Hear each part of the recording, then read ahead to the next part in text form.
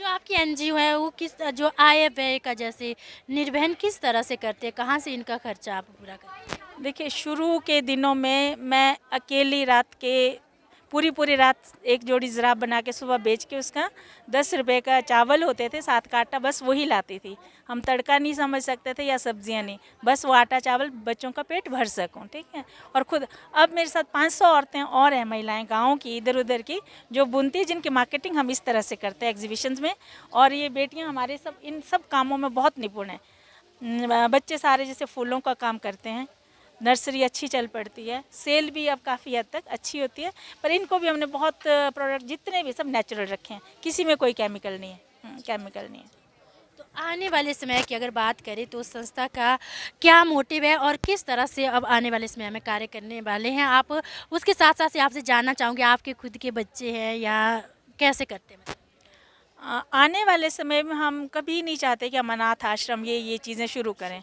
हमारा सपना है कि जो हमारे बच्चे हैं वो बड़े हो गए हैं, अब वो लोग कुछ समाज के लिए अच्छा करें।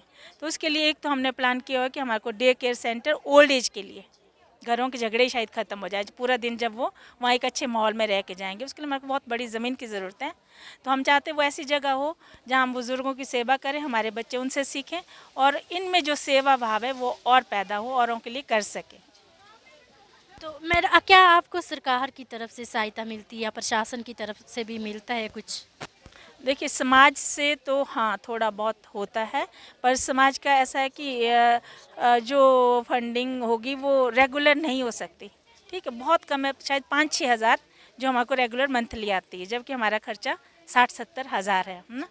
तो सरकार से जैसे जाओ आओ वो एक ऐसा प्रोसेस है कि हमको बहुत चक्कर लगाने पड़ते हैं। तो मैं अगर उन चीज़ों में उलझूंगी तो शायद इन बच्चों की देखभाल ना कर पाऊँ, इस करके ये चीज़ें हमेशा छूट जाती हैं हमसे। बस इस बार उम्मीद है कि सरकार हमारे को ज़मीन का अच्छा सा टुकड़ा दे जिस पर हम और कुछ कर सकें, और जो वक्त हमारे पास है उसको हम देश के लिए, समाज के लिए लगा सकें। जी मैम, आपसे जानना चाहेंगे आपके अपने बच्चे भी हैं? हाँ, बड़ा बेटा डॉक्टर है, वो अपने पापा के साथ रहते हैं, और छोटे ने मास कम्युनिकेशन किया, पर वो अपना बिजनेस देखता है।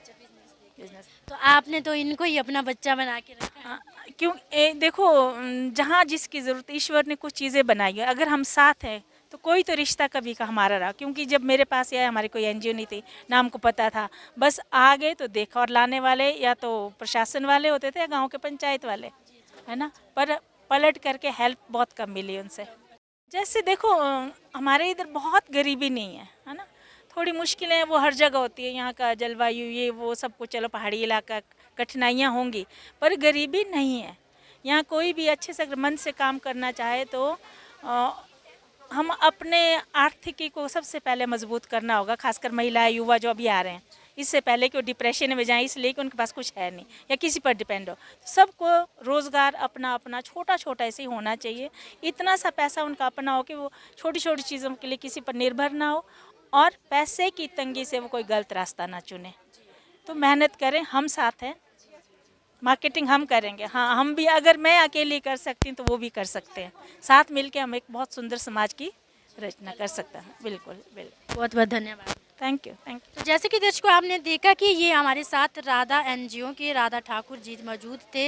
इन्होंने जो है जितने भी बेसहारा बच्चे हैं उनको सहारा दिया है, और हिमाचल दर्पण लाइव टीवी का यही मोटिव रहता है कि जो समाज सेवा हो या किसी भी क्षेत्र में अच्छा कार्य कर रहे हैं उनको आपके समक्ष लाना है। उन्होंने किस तरह से अपने जीवन में संघर्ष किया है, ना केवल अपने बच्चों को तो हर कोई पालता, लेकिन औरों के बच्चों को इस तरह सहारा देना काफ़ी सराहनीय इनका कदम है।